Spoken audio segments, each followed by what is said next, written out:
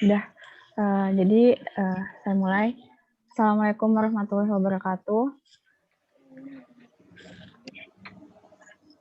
Sebelumnya maaf nggak ngaktifin kamera, soalnya jaringannya nggak stabil. Jadi kami dari kelompok 2 ingin mempresentasikan tentang teori akad dalam fikih muamalah. Anggotanya ada Adi, saya sendiri, Dewi, ada Nurman, sama Vira Prajena.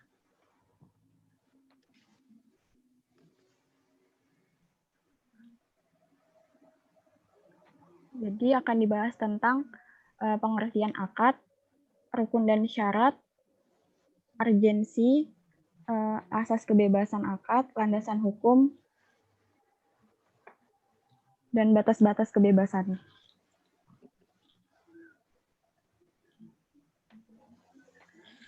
Jadi dalam pengertian akad, akad dibagi menjadi dua, yaitu secara umum dan secara khusus. Akad dalam pengertian umum ialah segala bentuk perikatan atau perjanjian yang dilaksanakan oleh seseorang yang disertai komitmen dalam pelaksanaannya, baik yang terjadi secara satu arah seperti sumpah, nazar, talak, hibah, hadiah, sedekah, dan lain-lain, atau secara dua arah, yaitu jual beli, sewa menyewa, akad nikah, dan sebagainya. Selanjutnya, akad dalam pengertian khusus, yaitu akad merupakan keterkaitan antara kedua belah pihak atau pertemuan ijab dan qabul sehingga menimbulkan suatu hukum. Jadi tidak akan terjadi suatu akad apabila antara kedua belah pihak itu tidak ada keterkaitan. Dalam pengertian khusus juga akad merupakan tindakan hukum antara kedua belah pihak. Karena akad merupakan pertemuan ijab yang mempresentasikan kehendak dari satu pihak dan kabul yang menyatakan kehendak dari pihak lain. Jadi kalau misalkan di pengertian secara umum hadiah itu termasuk akad, kalau di pengertian secara khusus tindakan seperti hadiah itu belum dikatakan akad karena tidak merupakan tindakan kedua belah pihak dan tidak memerlukan kabul. Dalam pengertian khusus, tujuan akad ialah melahirkan suatu hukum atau dengan maksud mencapai tujuan bersama atau kedua belah pihak melalui pembuatan akad. Contohnya pada akad jual beli misalkan itu diperlukan pemindahan milik atas barang dari si penjual kepada si pembeli dengan syarat bahwa harus memberikan uang yang dihargai dari benda tersebut. Hal tersebut merupakan akibat dari hukum akad jual beli, yaitu terjadinya pemindahan milik atas barang yang dimaksud. Selanjutnya, urgensi dalam muamalah. Jadi, akad memberikan informasi yang menggambarkan mengenai hak dan kewajiban masing-masing pihak dan peranannya dalam merealisasikan perjanjian yang menjadi tujuan dari masing-masing pihak. Sehingga akad memiliki kedudukan sentral dalam ekonomi antara manusia atau dalam bermuamalah. Dalam setiap transaksi syariah, akad dibuat oleh para pihak untuk dilaksanakan atau dipenuhi bersama karena sifatnya mengikat, sehingga akad merupakan hal yang penting dalam setiap transaksi syariah. Selanjutnya, proses pembuatan akad terjadi melalui 3 tahap, yaitu yang pertama, taraf al-ahdu, yaitu pernyataan seseorang untuk melakukan atau tidak melakukan sesuatu. Selanjutnya, tahap kedua yaitu persetujuan yang berupa pernyataan dari pihak kedua untuk melakukan atau tidak melakukan sebagai respon terhadap janji yang dilakukan pihak pertama. Terus tahap ketiga, apabila kesepakatan tersebut direalisasikan kedua belah pihak, maka terjadilah akad. Setelah itu dituangkan dalam bentuk tertulis atau biasa yang disebut dengan perjanjian atau kontrak. Selanjutnya mengenai rukun dan syarat akad dijelaskan oleh Adi.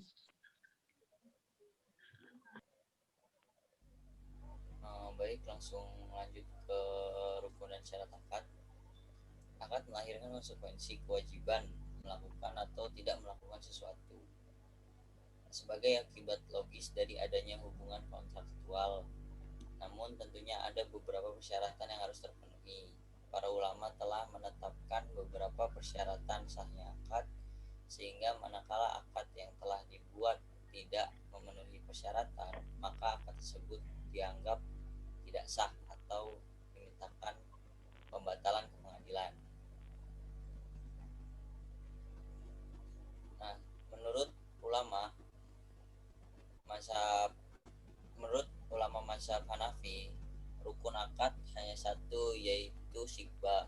Sedangkan jumhur ulama termasuk di dalamnya mazhab Syafi'i dan mazhab Maliki menetapkan rukun akad itu ada tiga, yaitu subjek akad atau al-aqidan, objek akad atau mahal al-aqd, dan ucapan akad, sigat al-aqd. Kemudian dari mazhab Syafi'i dan mazhab Maliki, rukun akad ada tiga, yaitu subjek akad, aqidan, seperti yang tadi saya ucapkan. Lanjut. Nah, ini ada dua perbedaan rukun dan syaratnya.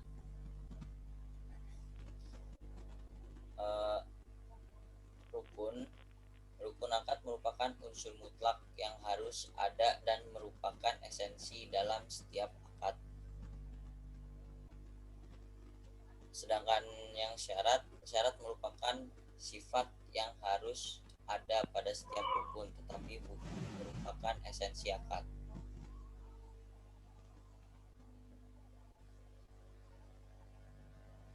Nah, ini untuk yang syarat-syaratnya. Pihak-pihak yang berakad atau al-aqidan adalah para pihak yang melakukan akad sebagai pelaku dari suatu tindakan hukum tertentu, yang dalam hal ini tindakan hukum akad atau perikatan dari sudut hukum adalah sebagai subjek hukum. Subjek hukum sebagai pelaku perbuatan hukum seringkali diartikan sebagai pihak pengemban hak dan kewajiban.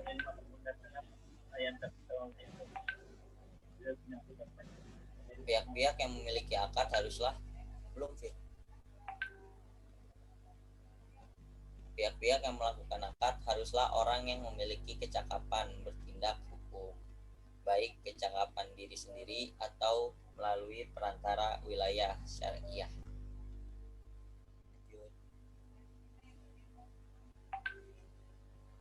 Nah, ini objek akad. Mahal al-aqd. Objek akad adalah suatu yang dijadikan objek akad dan dikenakan padanya akibat hukum yang ditimbulkan. Bentuk objek akad dapat berupa benda berwujud seperti mobil dan rumah, maupun benda tidak berwujud seperti manfaat atau jasa. Selaras dengan perkembangan di bidang ekonomi, objek akad cakupannya bisa menjadi sangat luas, seperti dalam akad jual beli. Objek akad dapat dalam berupa bayaran bagi pembeli dan barang bagi penjual. Dalam akad sewa menyewa, objek akadnya adalah hak guna atau hak al-intifa atas barang bagi penyewa, dan bagi pemilik adalah hak atas uang sewa dan lainnya. Ini ada 4 unsur objek akad menurut para ahli hukum Islam. Yang pertama, objek harus sudah ada ketika akad dibuat. Ketentuan ini ditunjukkan untuk akad jual beli. Sedangkan untuk akad salam atau pesanan barang dengan pembayaran di depan, baik sebagian atau keseluruhan. Kemudian leasing atau sewa beli atau akad istiqna dan sejenisnya. Yang kedua, barang yang menjadi objek akad adalah barang yang dibolehkan oleh syara atau mutakawam. Yang ketiga, objek harus dapat diserahkan, dan yang terakhir, objek akad harus jelas dan dikenali.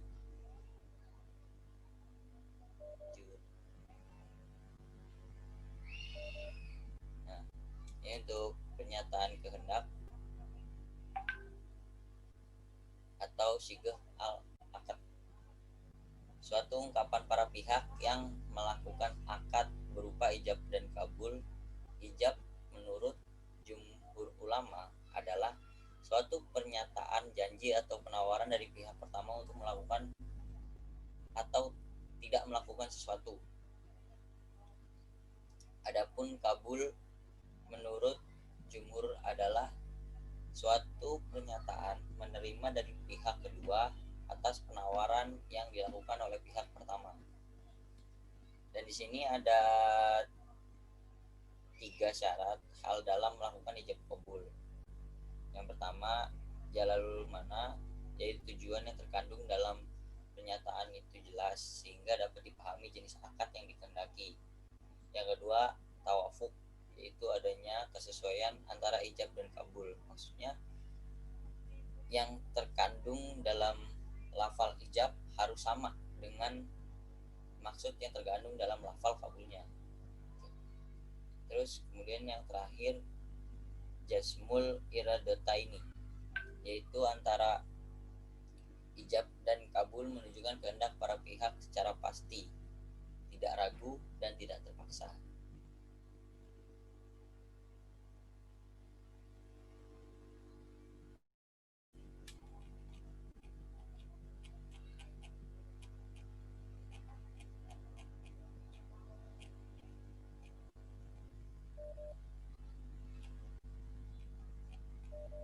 Nah, kemudian yang terakhir ada tujuan akad atau maudu al-aqd. Tujuan akad adalah tujuan atau maksud pokok mengadakan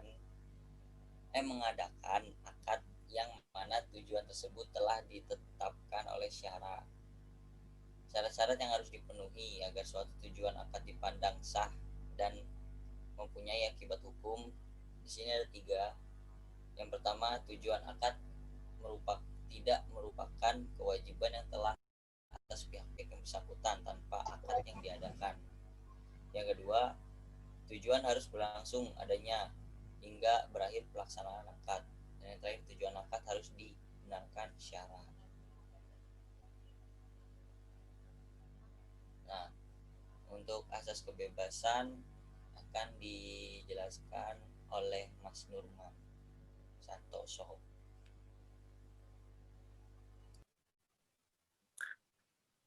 Baik, selanjutnya yaitu asas kebebasan akad atau huriyah al-uqud dalam Islam. Islam menganggap kebebasan adalah fondasi dasarlah yang membedakan manusia dengan makhluk lainnya.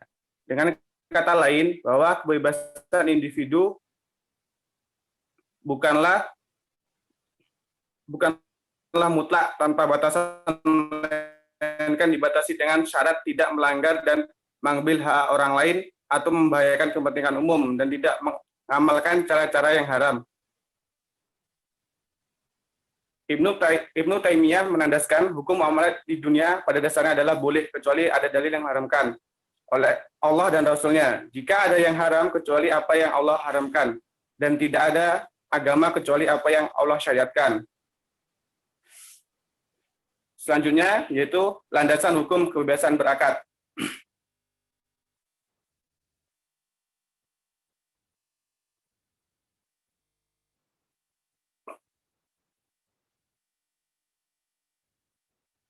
Landasan hukum kebebasan berakad yaitu ada 3. Yang pertama Al-Quran. Dalam Al-Quran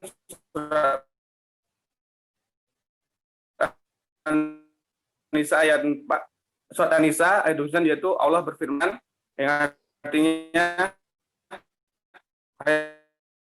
orang-orang yang beriman makan harta yang beredar di antara kamu secara batil kecuali terjadi transaksi suka sama suka. Jika kamu mempunyai Allah Maha Penyayang padamu. Ada larangan makan secara batil dan harus ada kesepakatan di antara pihak. Jadi ada kesepakatan berakad. Yang selanjutnya yaitu terdapat pada surat Al-Maidah ayat 1 itu, hai orang-orang yang beriman, penuhilah akad-akad itu. Perintah untuk memenuhi akad atau perjanjian dalam ayat di atas menurut Ibnu Taimiyah berlaku secara umum, baik perjanjian antara seorang dengan dirinya, dengan orang lain maupun dengan Allah Subhanahu wa taala. Selanjutnya yaitu hadis.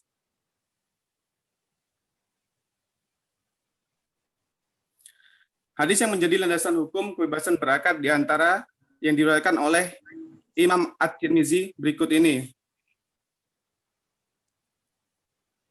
Dari Amr bin Auf Al-Muzani, dari bapaknya, dari kakeknya, bahwa Rasulullah SAW bersabda, berdamai dengan sesama muslim itu diperbolehkan, kecuali perdamaian yang menghalalkan sesuatu yang haram atau mengharamkan sesuatu yang halal. Dan kaum muslimin harus memenuhi syarat-syarat yang telah mereka sepakati, kecuali syarat yang mengharamkan sesuatu yang halal atau menghalalkan sesuatu yang haram.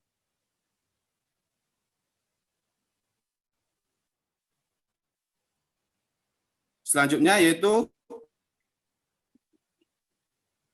hadis kedua diriwayatkan oleh Ibnu Majah dari Ummul Mukminin Aisyah radhiyallahu anhu. Dari Aisyah radhiyallahu anhu bahwasanya Nabi Muhammad SAW bersabda, setiap syarat atau isi perjanjian yang tidak ada dasarnya dalam Al-Quran adalah batal, walaupun 100 syarat. Menurut Ibnu Taimiyah, kedua hadis di atas menguatkan kaidah bahwa asal hukum dalam perikatan atau perjanjian adalah boleh, sebab jika tidak demikian, tidak mungkin kita diperintahkan untuk memenuhi akad perjanjian yang kita sepakati secara umum. Selanjutnya yaitu kaidah fikih. Dalam kaidah fikih juga dinyatakan bahwa hukum pokok pada akad adalah kerelaan kedua belah pihak yang mengadakan akad. Hasilnya akad kesepakatan yang saling disepakati oleh kedua belah pihak.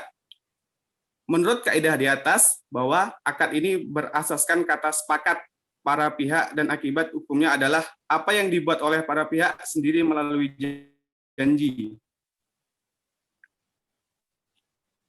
Kaidah selanjutnya yaitu asal dari segala sesuatu adalah mubah sampai ada dalil yang menunjukkan atas keharamannya.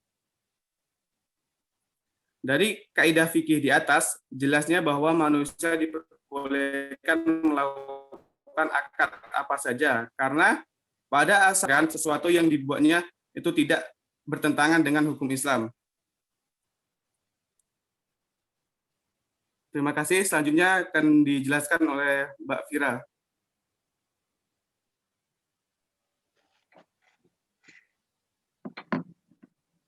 Oke, teman-teman mungkin sebelum lanjut ke pembahasan selanjutnya, ada yang mau ditanyakan dulu. Karena seperti yang Pak Fajar bilang, kalau yang kita bahas ini tidak mengutamakan kuantitas, tapi kualitas pemahaman teman-teman. Mungkin dari yang sudah kita bahas tadi, ada yang mau ditanyakan dulu nggak? Atau mungkin ada yang mau didiskusikan, boleh. Silakan. Kita tunggu 2 menit ya.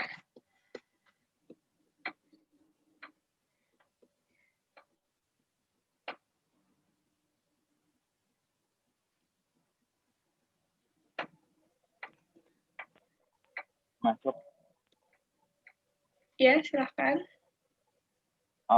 Gak mau nanya sih, ini tolong mute-kan si Fani dong. Alarmnya mute-kan si Fani. Oke, thank you. Coba itu nanya. Teman-teman yang lain, atau mau ada yang menambahkan barangkali dari penjelasan kita yang tadi masih kurang, boleh silakan. Tadi kita udah bahas pengertian, terus akad dalam pengertian secara khusus, secara umum, urgensinya akad itu bagaimana, terus proses membentukannya, hukum dan syarat-syaratnya apa aja, berdasarkan ulama-ulama yang tadi sudah dijelaskan, terus perbedaan antara rukun dan syarat itu apa, objek-objeknya. Jadi teman-teman, belum ada pertanyaan? Oke, saya bantu mungkin apakah teman-teman sudah paham apa itu perbedaan akad secara umum dan khusus?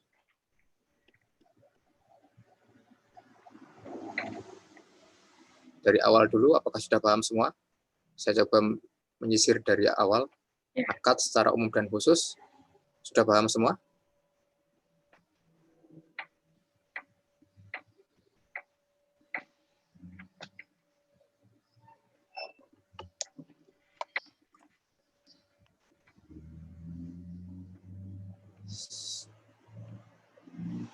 Coba Mas Iqbal Erdian. Mas Iqbal.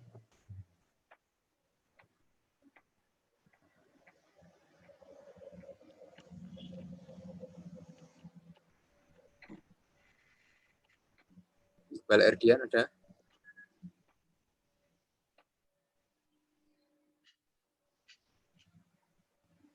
Iqbal Saifullah. Mas Iqbal, Iqbal Saifullah. Nama Iqbal akan saya. Ada 3 Iqbal, ayo. Iqbal Saifullah, terus Iqbal siapa lagi nih? Iqbal Erdian. Fajar hadir, Pak. Iqbal Fajar, ya. Mas Iqbal Fajar, coba apa yang Anda pahami dari materi dari tadi? Definisi akad, kemudian urgensinya seperti apa, kemudian rukun dan syaratnya seperti apa.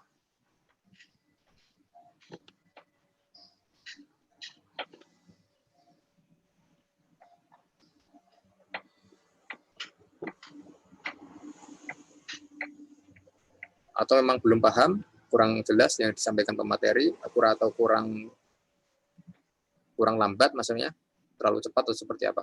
Iya, barangkali terlalu cepat atau bagaimana? Iya, terlalu cepat, Pak. Harus benar-benar detail. Diterangkan satu persatu.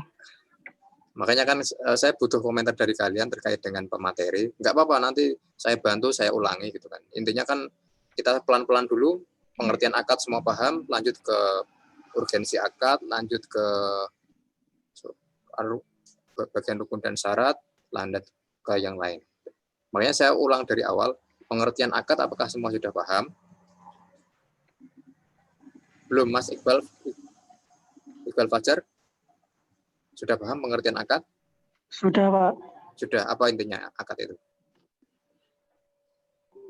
Akad itu adalah transaksi muamalah yang dilakukan oleh aqidan. Al-aqidan.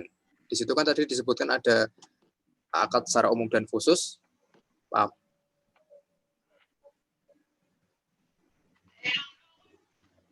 Paham maksudnya kenapa dibedakan umum dan khusus?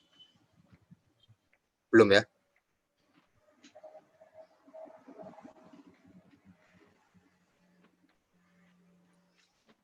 Dari Mbak Lutfi Septiani, mohon maaf, presentator bisa jelaskan kembali proses pembentukan akad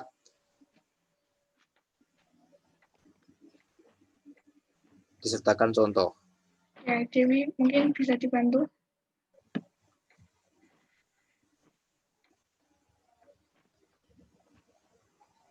Dewi, halo.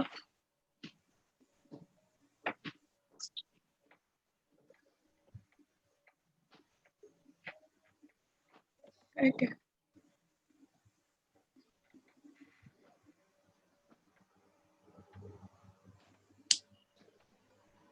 Siapa Mbak Dewi Santi ya? Iya, Pak. Coba mungkin diulangi sekali lagi terkait dengan kenapa di situ dibedakan antara akad umum dan akad khusus itu maksudnya seperti apa? Maksud dari penulis itu seperti apa?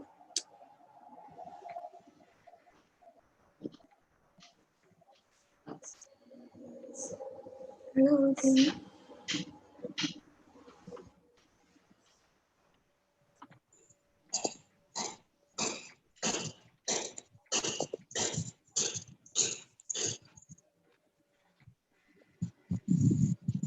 Sepertinya Mbak Dewi Santi nggak ada.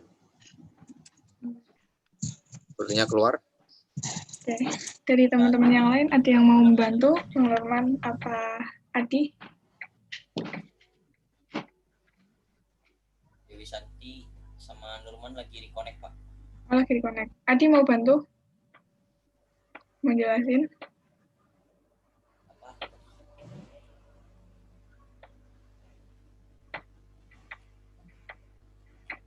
Atau yang bagian Mas Adi apa? yang urgensi. Urgensi ya. Urgensi masih Dewi ya. Mas Adi itu yang rukun dan syarat. Nah, rukun dan syarat ini sebentar, ini perlu diulang lagi. Perbedaan antara rukun dan syarat itu seperti apa? Yang lebih jelas, rukun itu bagian mana, syarat itu bagian yang mana? Oke, silakan Adi.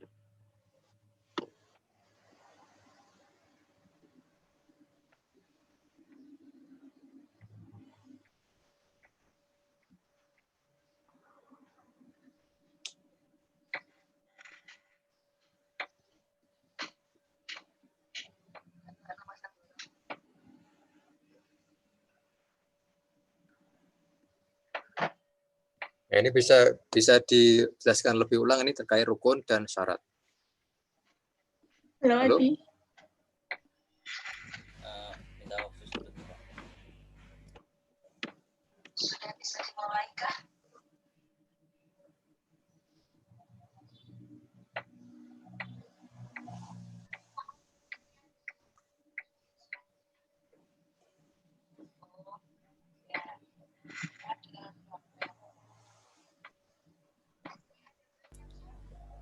Jadi yang membedakan antara rukun dan syarat itu karena beralasan bahwa rukun akad adalah unsur mutlak yang harus ada dan merupakan esensi dalam setiap akad.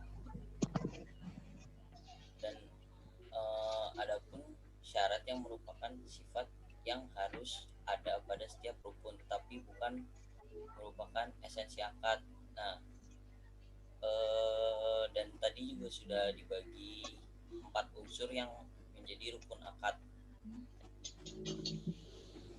yang memerlukan syarat-syarat agar unsur itu dapat berfungsi menjadi membentuk akad.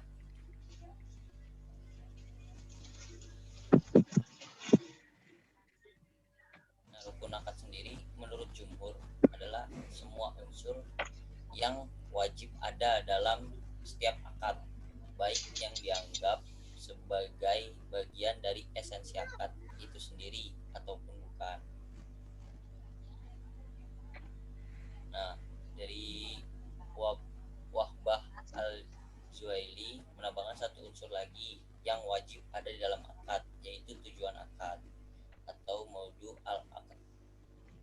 Ia tidak menyebutnya sebagai rukun akad, melainkan anasar al-akad atau unsur-unsur akad. Seperti itu, Pak.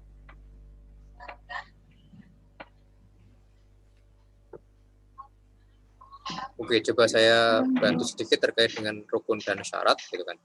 Iya. Misal dalam hal ibadah ya, saya contohkan yang biar lebih mudah. Ya kan. Rukun itu adalah sesuatu yang ada di dalam suatu perkara. Rukun di dalam, sedangkan syarat ada di luar. Semisal kita contohkan rukun dari sholat. Rukun dari sholat kan berarti dari takbiratul ihram, ya kan, sampai ke salam, sampai ke at-tahiyat. Itu dinamakan dengan rukun. Ada di dalam suatu perkara. Sedangkan syarat adalah apa-apa yang di luar perkara. Berarti kalau syaratnya sholat, berarti Anda butuh wudu. Ya kan? Yang kedua, Anda butuh menutup aurat. Ya kan? Butuh menutup aurat. Yang ketiga, Anda butuh menghadap kiblat, misalnya seperti itu. Nah, rukun itu ada di dalam sholat ketika pas Anda sholat. Jadi rukun itu Al-Fatihah, kemudian ada rukuk, sujud, kemudian dan seterusnya, itu dinamakan dengan rukun. Kalau syarat adalah sesuatu yang di luar dari perkara.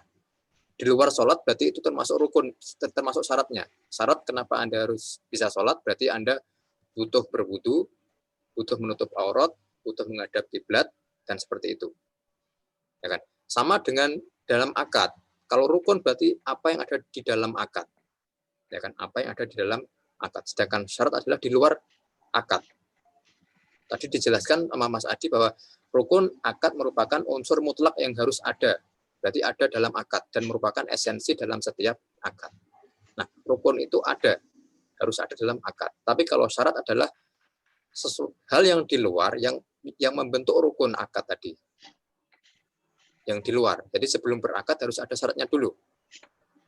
Ya kan? Sebelum Anda berakad harus memenuhi syarat untuk masuk dalam rukunnya. Misalkan rukun akad yang pertama adalah al-aqidan, 2 orang yang berakad. Nah, orang yang berakad itu ada syaratnya. Ada syaratnya, ya kan? Tidak semua orang bisa berakad, ya kan? Anak kecil yang belum balik belum bisa berakad. Orang gila tidak bisa berakad. Nah, itu ada syaratnya. Jadi, syarat untuk al-aqidan adalah misalkan harus balik, harus Islam, itu kan syarat. Ya kan? Berarti kan di luar dari rukun itu.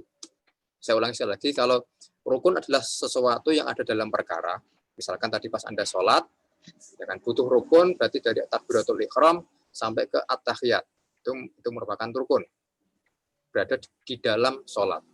Tapi ketika syarat berarti di luar sholat, misalkan berwudu, menutup aurat, menghadap kiblat, itu adalah syarat sebelum Anda sholat. Seperti itu. Oke. Bisa dilanjutkan? Pak, terima kasih tambahannya. Yang pengertian tadi mau jadi diulang, kayaknya ini Dewa sudah join. Ya. Pengertian akad bisa diulang. Oke, Dewi. Tadi ada yang minta untuk bagian pengertian diulang. Jadi Dewi bisa minta tolong diulang ya. Silakan. Oh ya. Jadi dalam fikih muamalah pengertian akad itu dibagi menjadi 2, yaitu pengertian umum dan pengertian khusus. Kalau dalam pengertian umum, akad itu ialah segala bentuk perikatan atau perjanjian yang dilaksanakan oleh seseorang yang disertai komitmen dalam pelaksanaannya, baik yang terjadi secara satu arah seperti sumpah, nazar, talak, hibah, hadiah, sedekah dan sebagainya, atau secara 2 arah seperti jual beli, sewa menyewa, akad nikah dan sebagainya. Selanjutnya yang akad dalam pengertian khusus yaitu akad merupakan keterkaitan antara kedua belah pihak atau pertemuan ijab dan qabul sehingga menimbulkan suatu hukum. Tidak akan terjadi suatu akad apabila antara kedua belah pihak itu tidak ada keterkaitan. Dalam pengertian khusus, akad juga merupakan tindakan hukum kedua belah pihak karena akad merupakan pertemuan ijab yang merepresentasikan kehendak dari satu pihak dan kabul yang menyatakan kehendak pihak lain. Jadi kalau misalkan tadi yang di pengertian umum yang akad secara satu arah yang hadiah itu masuk dalam akad, kalau misalkan dalam pengertian khusus tindakan seperti hadiah itu belum dikatakan akad karena tidak merupakan tindakan kedua belah pihak dan tidak memerlukan kabul. Terus dalam pengertian khusus, tujuan akad ialah melahirkan suatu hukum atau dengan maksud mencapai tujuan bersama atau kedua belah pihak melalui pembuatan akad. Contohnya pada akad jual beli. Jadi diperlukan pemindahan milik atas benda yang dijual si penjual kepada si pembeli dengan imbalan dari si pembeli yaitu uang dari benda tersebut. Nah, hal tersebut merupakan akibat dari hukum akad jual beli, yaitu terjadinya pemindahan milik atas barang yang dimaksud. Selanjutnya, urgensi akad dalam muamalah. Akad memberikan informasi yang menggambarkan mengenai hak dan kewajiban masing-masing pihak dan peranannya dalam merealisasikan perjanjian yang menjadi tujuan dari masing-masing pihak, sehingga akad memiliki kedudukan sentral dalam ekonomi antara manusia atau dalam bermuamalah. Dalam setiap transaksi syariah, akad dibuat oleh para pihak untuk dilaksanakan atau dipenuhi bersama karena sifatnya mengikat. Sehingga akad merupakan hal yang penting dalam setiap transaksi syariah. Selanjutnya dalam proses pembuatan akad terjadi melalui 3 tahap. Yang pertama, taraf al-ahdu, yaitu pernyataan seseorang untuk melakukan atau tidak melakukan sesuatu. Terus yang tahap kedua yaitu berupa persetujuan yang berupa pernyataan dari pihak kedua untuk melakukan atau tidak melakukan sesuatu sebagai respon terhadap janji yang dilakukan oleh pihak yang pertama. Selanjutnya tahap ketiga yaitu apabila kesepakatan tersebut direalisasikan kedua belah pihak, maka terjadilah akad. Setelah itu dituangkan dalam bentuk tertulis yang biasa disebut dengan perjanjian atau kontrak.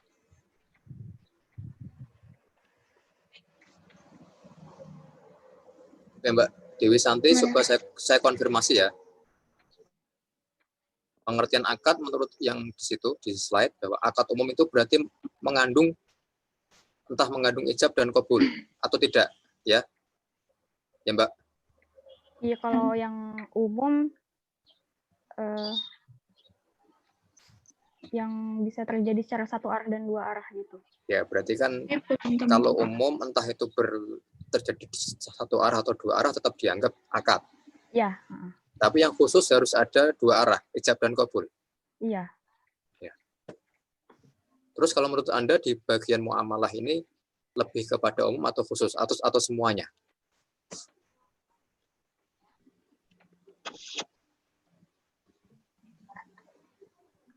Ke khusus enggak kayaknya, Pak. Khusus, lebih kepada khusus ya. Iya. Berarti ijab qabul mutlak diperlukan dalam muamalah. Atau cukup ijab saja tanpa qabul?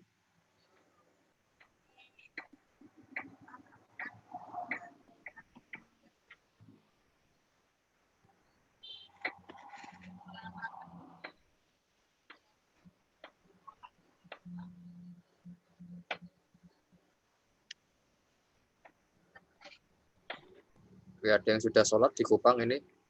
Silahkan. Ini bisa dulu. Terus saya tambah sedikit berkaitan dengan akad. Tadi kan bahwa akad itu kan berimplikasi kepada hukum ya. Berimplikasi kepada hukum atas pemindahan.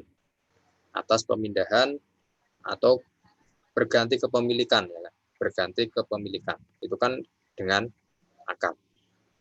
Ya. Makanya dalam muamalah perlu adanya akad. Karena tadi berimplikasi kepada hukum suatu barang entah hukum pada hal sesuatu, ya.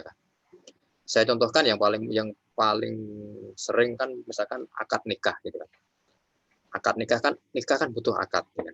Yang awalnya si perempuan itu mutlak milik ayah dan ibunya, milik orang tuanya gitu kan. Karena sudah berakad ada kepemindahan kepemilikan, ya kan? Yang awalnya anak perempuan menjadi tanggung jawab dari orang tua, karena sudah menikah maka menjadi tanggung jawab dari suami. Itu kan ada perpindahan yang awalnya masih menjadi tanggung jawab orang tua, karena sudah menikah menjadi tanggung jawab dari suami, karena ada akad tersebut. Jadi ketika dua orang yang saling mencintai belum berakad, berarti kan belum ada perpindahan, dan itu belum sah ketika melaksanakan sesuatu. Maka ketika Anda berpacaran misalkan dengan dua orang, maka dianggap belum sah, karena itu kan belum ada pemindahan kepemilikan atau belum ada pemindahan tanggung jawab. Seperti itu contoh yang paling sering terjadi, dalam hal akad nikah ada perpindahan tanggung jawab, pemindahan kepemilikan yang awalnya dari orang tua ke suami, seperti itu. Jadi implikasi akad itu pada hukum, soal kepemilikan, soal tanggung jawab, soal pemberhentian, misalkan. Oke, lanjut. Kalau nggak ada pertanyaan, bisa dilanjutkan. Bertanya, Pak. Ya, silahkan. Kalau kan tadi kan kalau hadiah itu kan bukan dianggap sebagai akad. Tapi kalau gimana kalau semisal hutang, Mbak? Perihal hutang itu bisa dianggap akad atau bukan, Pak? Silahkan Mbak Dewi Santi, bisa tanya ini soal akad.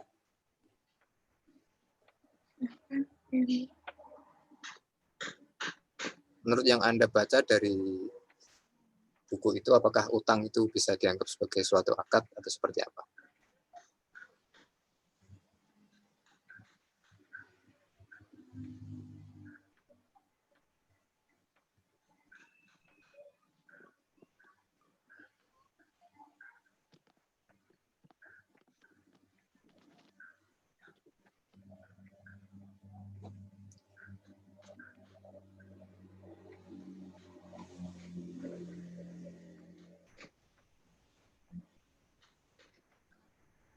Tadi Mas siapa yang nanya? Tadi Mas siapa? Andi Samega ya? Iya, Pak. Kalau hutang gitu? Ulangin coba Andi. Gini ya, kan tadi kan Dewi Santi kan menyinggung perihal hadiah ya. Dia bilang kalau hadiah itu nggak dianggap sebagai akad. Nah, gimana kalau utang? Utang itu dianggap akad atau bukan? Maksudnya dianggap akad atau bukan? Oh, hutang itu harus pakai akad apa enggak gitu, Boh, maksudnya. Ya, kayak gitulah kurang lebih kan. Secara kalau kita berhutang kan seenggaknya kan pasti bilang sama yang pemilik uang pertama kali kan. Pasti mereka itu pasti berdiskusi. Nah, itu tuh dianggap sebagai akad atau bukan? Mau masuk sedikit, mau jawab sedikit dari Oke. pertanyaan Andi. Adi, suaranya mungkin kencengin dikit, bisa nggak? Mana sih? Enggak, itu Adi mau masuk katanya. Wah, iya. Suaranya kencengin dikit, kayaknya nggak kedengeran.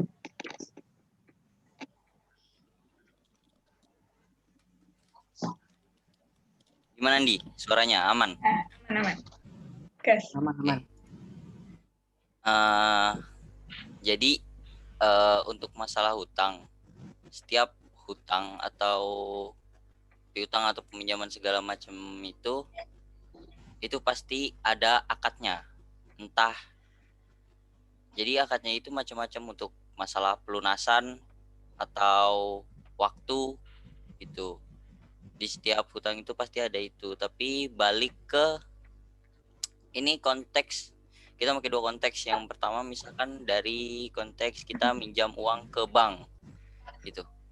Jadi kalau di bank itu kan sudah ada syarat mutlak, misalkan pinjam sekian, balikinnya sekian, dan harus penyetorannya itu wajib tanggal sekian, atau misalkan lewat dari 7 hari setelah itu dikenakan bunga itu. Nah, kalau untuk perorangan itu balik ke akadnya sendiri gitu loh. Biasanya macam-macam orang untuk hutang ke perorangan itu macam-macam akadnya. Ada yang misalkan bayarnya nanti kalau misalkan ada uang, atau pengen nyicil sebulan sekali gitu. Sampai yang hutang ini punya uang untuk menyicil atau membayar. Jadi tergantung akad dari masing-masing pihak kalau perorangan. Cuman kalau untuk peminjaman ke bank atau ke leasing atau dan lain-lainnya itu biasanya udah ada syarat mutlak. Jadi ya udah ada yang ketentuan yang berlaku gitu. Jadi kalau misalkan lewat atau melanggar dari ketentuan itu, biasanya dikenakan bunga atau dikenakan hukuman mungkin. Seperti itu. Gimana Andi? Tadi kan Adi menyinggung perihal tergantung kalau orang-orang yang meminjam uang secara personal atau seorang orang kayak gitu kan, tergantung sama akad mereka masing-masing. Iya. Gimana kalau misal ya kita kan pasti tahu ya kalau akad perorangan itu kan salah satunya kan harus ada notulen. Nah, gimana kalau misal orang yang melakukan transaksi hutang itu perorangan, tapi mereka itu tidak melakukan notulen, apa itu bisa dianggap akadnya gagal atau gimana? Kalau yang saya pernah belajar juga, yang waktu itu di mata kuliah jadi setiap orang yang mengutangi ini harus mempunyai catatan sesuai akadnya dia gitu. Itu tuh kayak emang harus dilakukan. Jadi kayak setiap orang yang minjam uang tuh harusnya kalau kita mikir umumnya emang harus ada perjanjian gitu. Entah dibalikinnya kapan, atau dibalikinnya langsung, atau juga dibalikinnya nyicil gitu, dibayarnya nyicil. Nah, jadi kayak itu kan yang tadi saya bilang juga, setiap orang yang mengutangi itu harusnya mempunyai catatan orang-orang yang dia pinjamkan hutang gitu, pinjamkan uang, harus punya catatan, dan itu tuh catatannya itu harus sesuai dengan akad yang udah disepakati dari kedua belah pihak gitu loh. Oke, aku izin masuk ya. Ya. Oke, nambahin. Terkait kalau tadi Andi nanya kalau misalkan kita berutang itu harus ada notulensinya juga. Kalau nggak salah ingat ya, nanti kalau salah keliru tolong diingatkan. Waktu itu kita pernah belajar, kalau nggak salah Pak Fajar yang bilang, kalau yang namanya akad itu kan kalau dalam aturan emang harus ada notulensinya biar misalkan suatu saat ada kejadian yang tidak diinginkan, ada buktinya.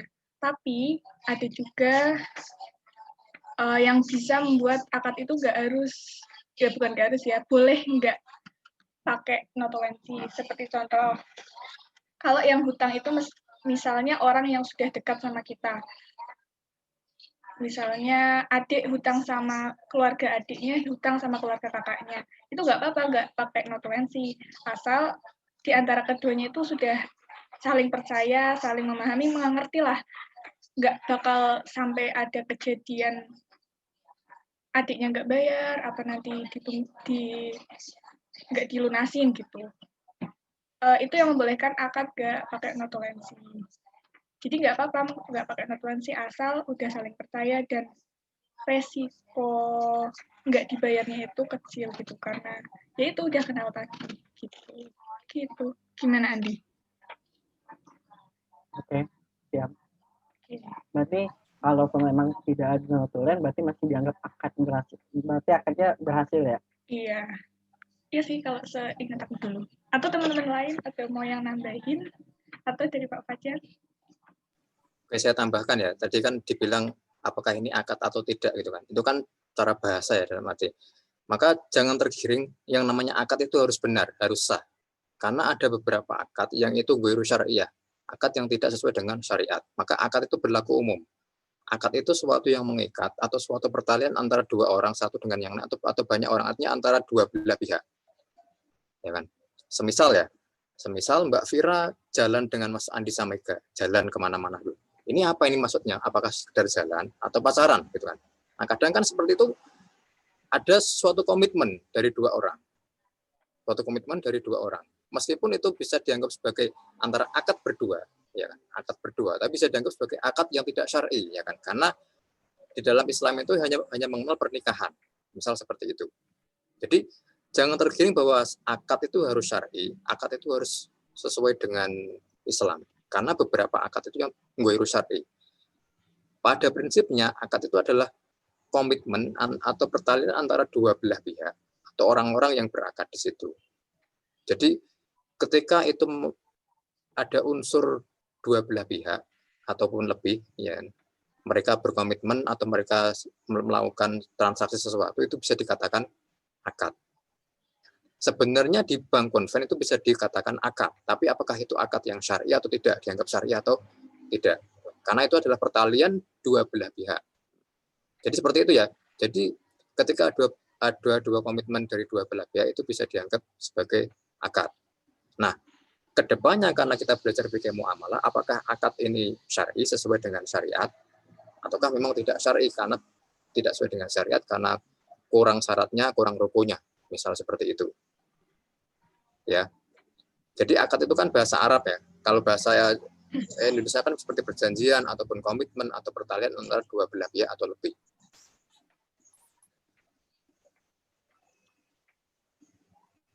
Ya, sampai sini bisa dipahami ya berkaitan dengan akad. Jadi akad di sini berlaku umum dulu, belum sesuai dengan syariat. Baru nanti kalau kita belajar tentang syariat, apa sih akad-akad yang sesuai dengan syar'i? Kan ada akad juga akad yang tidak sesuai dengan syar'i, ya kan? Seperti itu.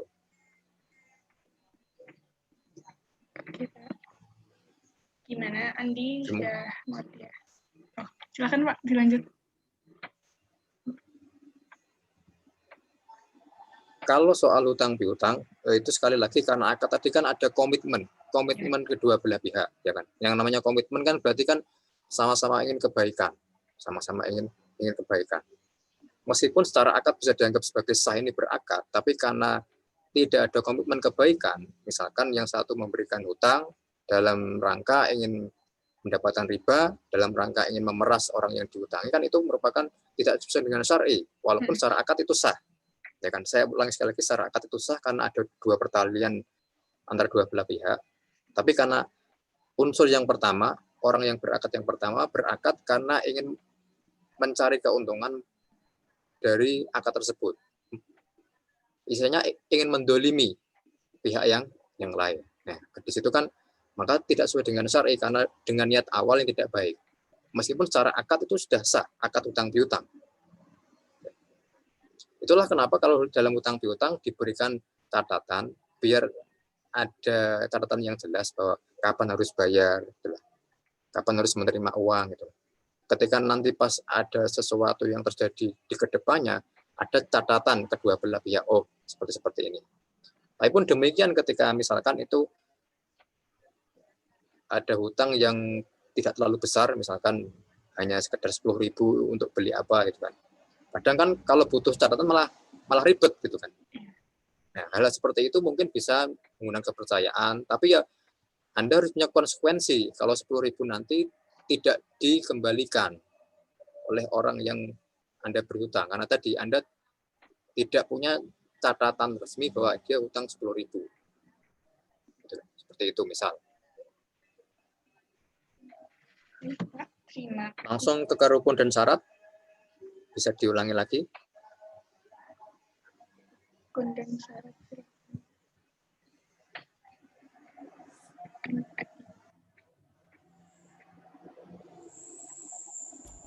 Diulangi lagi, Pak. Ya.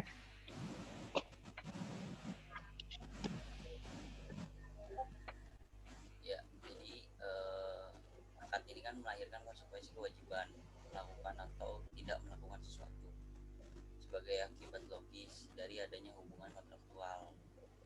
Namun, tentunya ada beberapa persyaratan yang harus terpenuhi.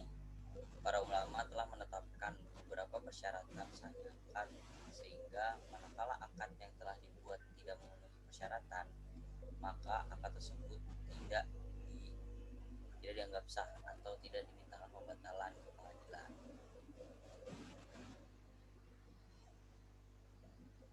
Jadi ya sesuai yang kurang jelas. Jadi ya sesuai yang tadi dijelaskan gitu loh. Jadi akad di awalnya itu seperti apa dan harus setiap akad Pak, mohon maaf saya mau bertanya dulu sebelumnya. Mana? Akad yang tidak sah itu seperti apa ya Pak ya?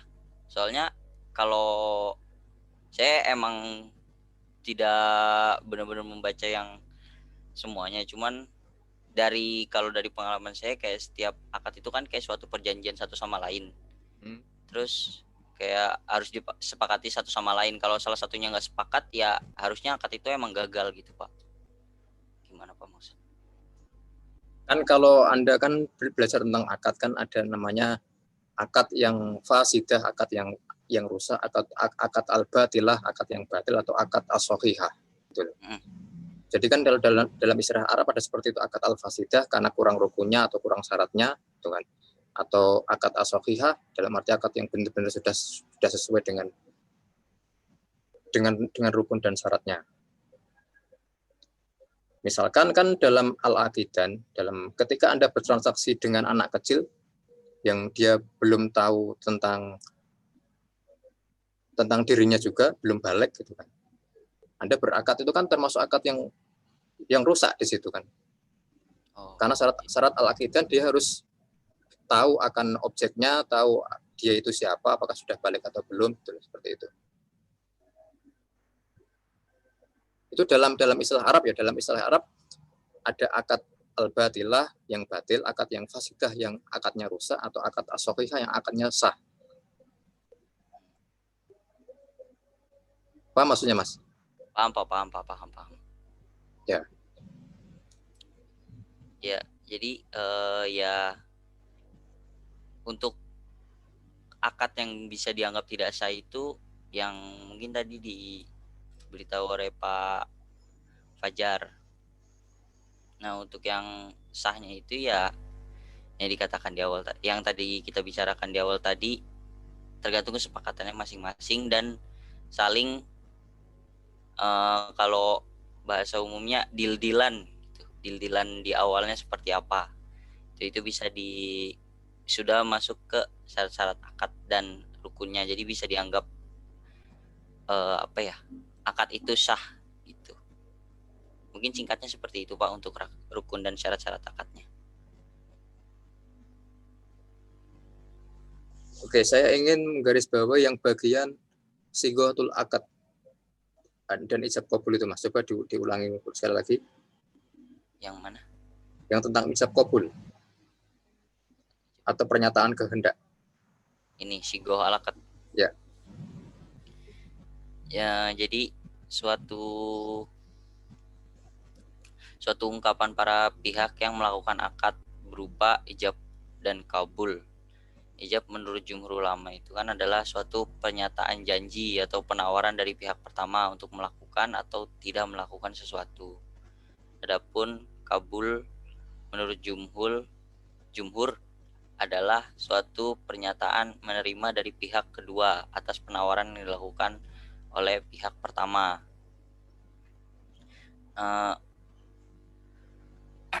Jadi yang dimaksud di sini itu yang pihak pertama ini kayak menawarkan atau memberikan suatu penawaran kayak gimana kalau dibahas di konteks umumnya, mungkin gimana kalau semisalkan dibayarnya minggu depan atau dibayarnya bulan depan seperti itu. Jadi yang pihak keduanya ini atau kabulnya ini tinggal menerima atau tidaknya atau mungkin memberikan penawaran lain seperti itu mungkin Pak.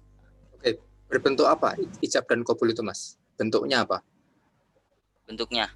Nah, bentuk ijab dan qabul itu seperti apa? Ijab dan qabul itu suatu kayak penawaran sih Pak, atau mungkin selain bahasa penawaran itu. Ya. Kalau dalam pernikahan kan misalkan ada angkah tuka wazawas tuka, kemudian dijawab dengan qabil tu nikah ini kan yang pertama ijab kemudian dikabulkan oleh orang yang menikah. Nah, maksudnya dalam yang dimaksud Anda di sini ijabnya seperti apa, qabulnya seperti apa dalam hal akad muamalah. Contohnya Pak. Ya. Ini saya mencontohkannya dari yang umumnya atau yang sudah dijelaskan di sini Pak? Mungkin kayak gini ya. Kalau ijab itu pernyataannya seperti gini. Ijab tuh kayak kalau yang di muamalahnya saya mau perjanjian segini. Terus qabulnya ya saya terima perjanjiannya akan seperti ini gitu. Makanya di sighoh al-aqad ini ada 3 syaratnya ini, yaitu pertama pernyataannya itu jelas. Terus setelah pernyataannya jelas, antara yang menyatakan dan yang menerima pernyataan itu sama. Makanya ada tawafuk ini. Maksud yang terkandung itu harus sama. Terus setelah sudah sama-sama mengerti, baru menunjukkan udah diterima gitu loh. Antara ijab dan qabulnya itu sama satu frekuensi, tidak ragu, dan ya udah ikhlas antara yang dinyatakan dan yang menerima pernyataannya itu ikhlas, tidak terpaksa. Gitu. Oke, mungkin saya garis bawahi tentang pernyataan. Pernyataan itu bentuknya apa? Lisan, tulisan, isyarat atau seperti apa? Kalau dalam pernikahan kan ada lisan, angkah tuka, wazawas tuka, kemudian qabil tu nikah. Tanpa itu kan nggak sah. Harus ada lisannya. Maka dalam hal muamalah itu seperti apa? Sama aja bilang itu kali Pak. Saya mau ya yang bilang secara lisannya itu. Secara lisan? Ya. Tapi apakah Anda pernah membeli suatu barang dengan lisan, Bu, saya beli ini. Kemudian si penjual bilang, ya saya jual ini untuk kamu. Apakah seperti itu? Iya, Pak. Itu ya sih. Terus tapi kan kayak itu sih Pak, review materi yang kemarin. Kadang karena sudah menjadi kebiasaan, yang penting saya beli ini, terus sudah menerima syarat-syaratnya, menerima baik buruknya, misalkan ada itunya, ya udah itu secara lisannya sudah dianggap sah gitu. Nah, berarti kan kita mulai mengartikan ulang ijab qabul di pernikahan dan ijab qabul di muamalah kan berbeda. Ya. Ya, ijab qabul di pernikahan dengan lafadz, ya kan. Angkah tuka wajib saya menikahkan kamu dengan siapa, binti siapa, kemudian saya terima nikahnya. Kan harus seperti itu. Ya. Tapi kan itulah kenapa saya garis bawahi pernyataan dalam muamalah itu berbentuk seperti apa? Apakah harus lisan, apakah isyarat, apakah dengan tulisan atau seperti apa? Mungkin bisa dijelaskan lebih lanjut ketika nanti sudah berakad, apakah harus lisan? Saya jual ini, saya beli ini. Ataukah seperti itu atau seperti apa? Adi, silakan mau jawab.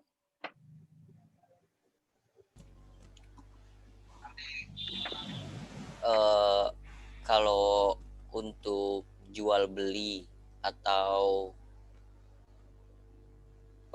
minjam uang atau dan lainnya, biasanya kalau untuk jual beli dulu mungkin ya Pak ya. Ini untuk jual beli biasanya di warung gitu kita nggak perlu kita tidak perlu ijab qabulnya itu tidak perlu harus menggunakan tulisan gitu Pak. Jadi kita menggunakan lisan pun sudah termasuk akad gitu Pak. Menggunakan lisan berarti harus dikatakan. Maksudnya seperti apa maksudnya? Kalau saya biasanya ini ngambil ke ini mungkin kalau kan sekarang ini biasanya ada yang COD gitu Pak. Ya. Biasanya terkadang orang yang COD gitu pembelian online itu kesepakatannya biasanya di lapak jual belinya itu, deal-dealannya di lapaknya. Jadi ketika sudah bertemu satu sama lain tidak perlu kayak negosiasi lagi atau segala macam karena sudah disepakati di lapak si penjualnya itu gitu loh Pak. Jadi emang tidak ijab qabul jual beli itu ada dua. Yang pertama mungkin dari tulisan, atau kalau yang tulisan biasanya bisa saya contohkan seperti COD yang di lapak-lapak atau di Facebook, atau kalau di tempat jual beli online kayak Tokopedia atau yang lain-lainnya biasanya kan sudah tertera secara langsung gitu Pak. Kalau misalkan di Facebook biasanya ada negosiasi yang dilakukan antara penjual dan pembelinya gitu Pak, cuman melalui via chat gitu. Mungkin agak simpel Mas. Misalkan Anda ke Indomaret gitu ya. Mengambil barang. Terus ke kasir. Itu wujud ijab qabulnya seperti apa? Ijab qabulnya itu dari lisan, Pak. Apakah lisan? Mbak, saya beli ini, saya jual ini, apa seperti itu? Enggak seperti itu sih, Pak. Biasanya kan sudah ada, kalau di Indomaret kalau di warung-warung seperti itu kan kayak sudah tertera harga yang bahasanya paten, Pak ya. Paten ya, yang sudah betul. Dinegosiasi itu. Jadi ketika kita ingin membeli suatu barang di Indomaret, contohnya roti, ya kita datang ke kasirnya langsung memberikan uangnya aja saja gitu, Pak. Jadi, maksud saya mungkin kabul dari yang kasirnya itu, sudah tertera di tulisan itu, Pak. Jadi dari yang membelinya ini tidak perlu ada negosiasi lagi.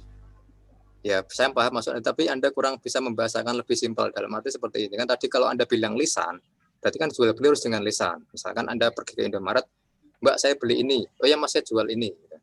Nah itu kan karena berbentuk lisan itu kan harus dilafatkan kalau lisan. Ya kan?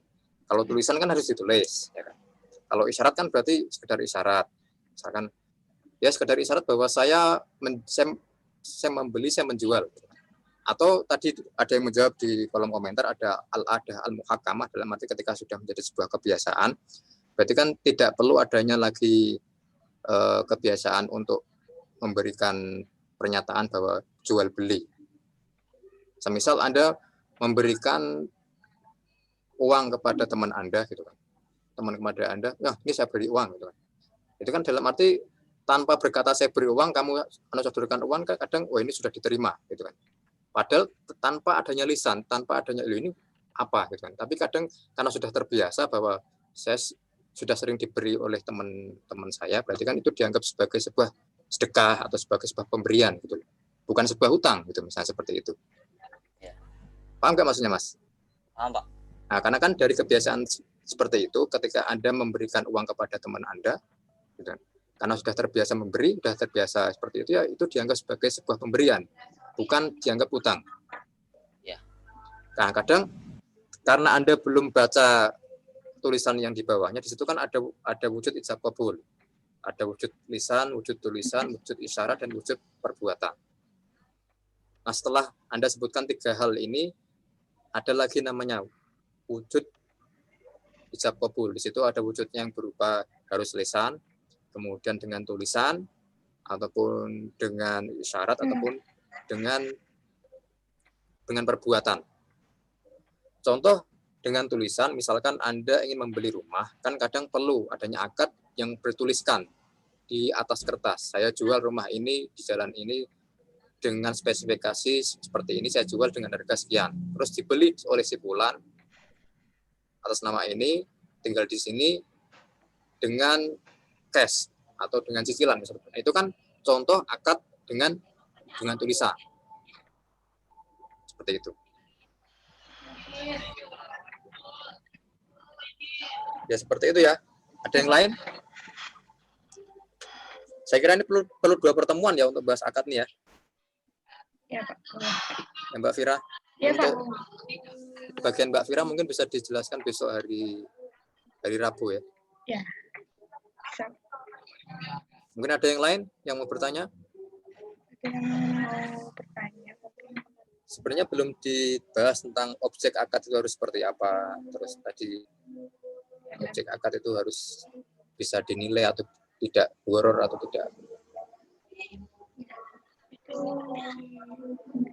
Ada di bagian Mbak Fira ya itu. Ya.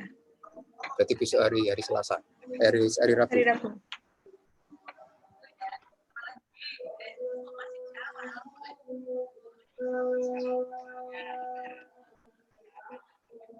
Untuk absen silahkan ketik nama Anda dan NIM di kolom komentar. Tidak perlu saya panggil satu-satu.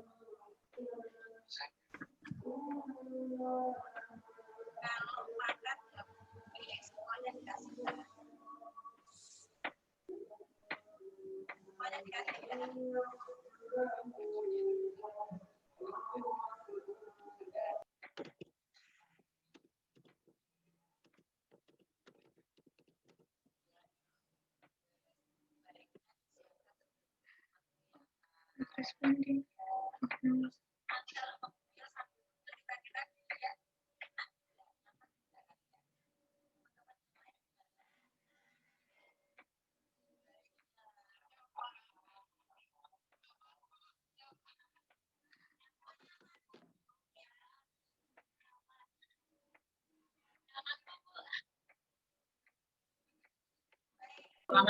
Segera tulis nama dan NIM di kolom komentar.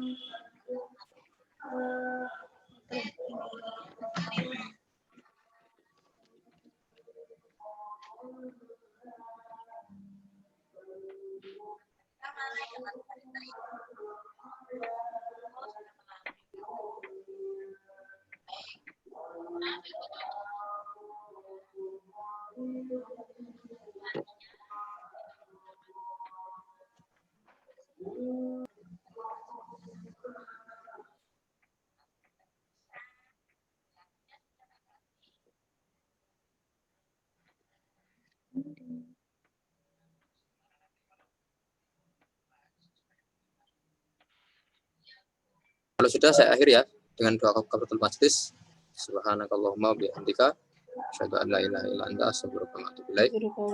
Kita lanjutkan di pertemuan yang selanjutnya. Kalau ada pertanyaan terkait dengan akad, silahkan nanti ditanyakan di pertemuan kita bahas di pertemuan yang selanjutnya. Silakan kalau mau keluar. Assalamualaikum warahmatullahi wabarakatuh. Terima kasih, Pak. Makasih, Pak. Ini kalau saya notas banding gimana Pak? Rekodnya ke save nggak?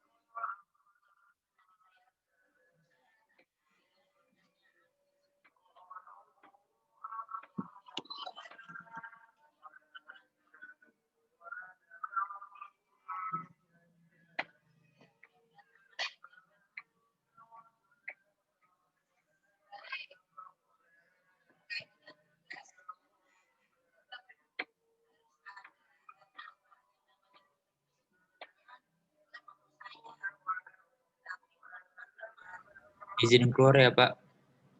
Assalamualaikum.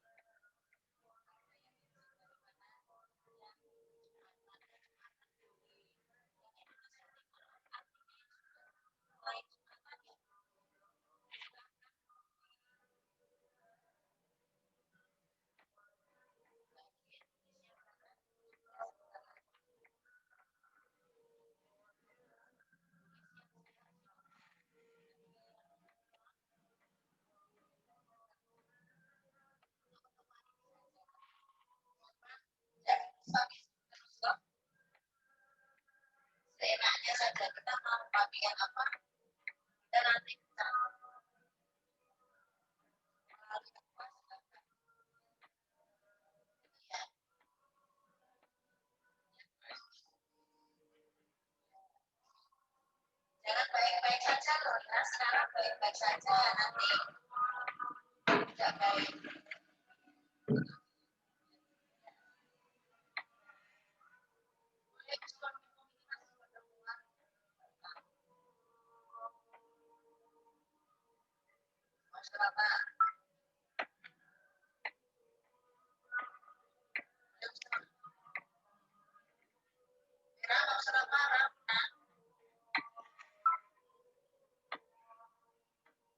Ada Bu.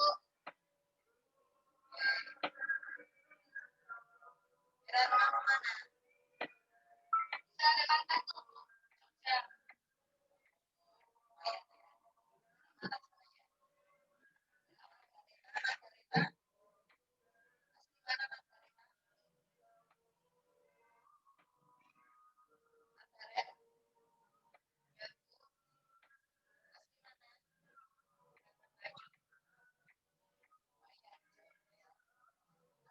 sana ya.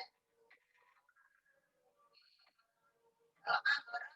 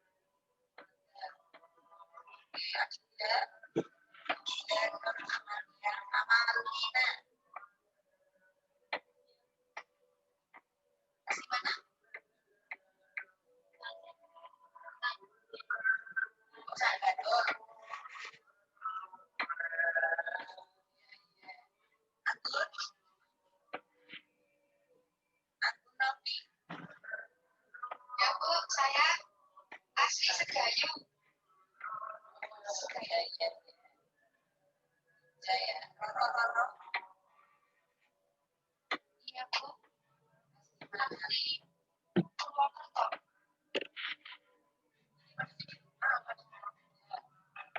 Di rumah. Ya aman ya. Aman.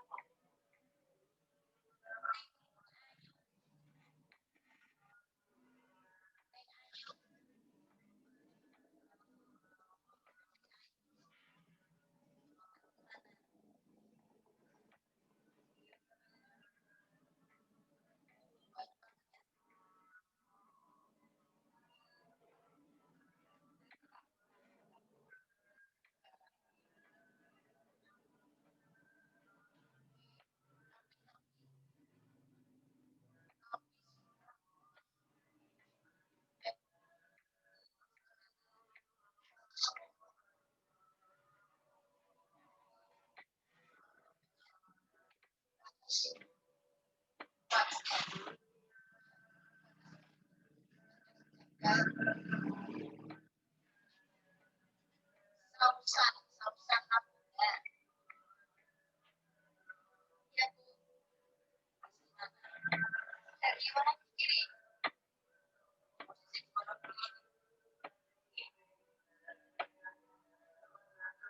Baik. Adania. Ya Bu. Asli mana? Ya Bu.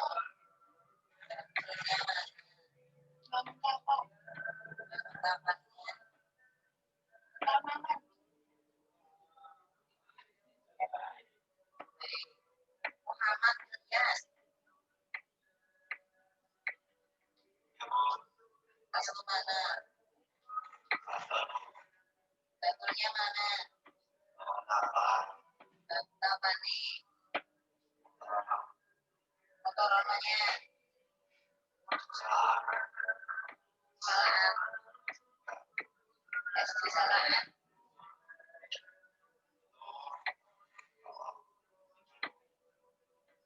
Selatannya. Dari masjid itu.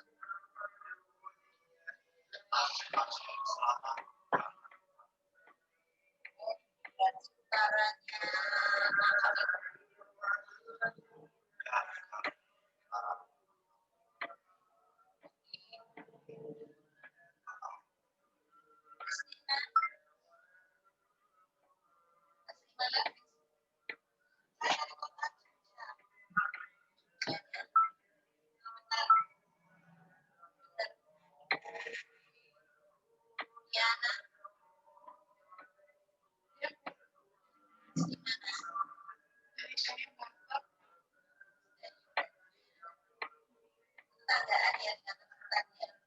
Mas Alia.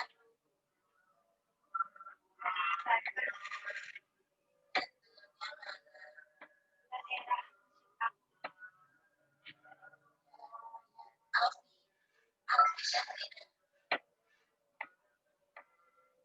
Alfi Syahrina. Ya Bu, saya. Ya.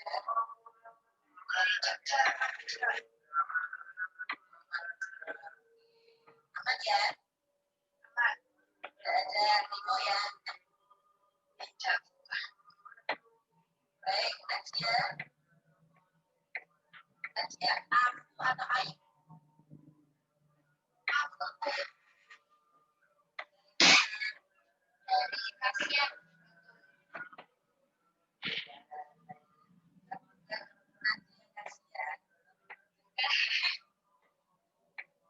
Fitri, dari mana?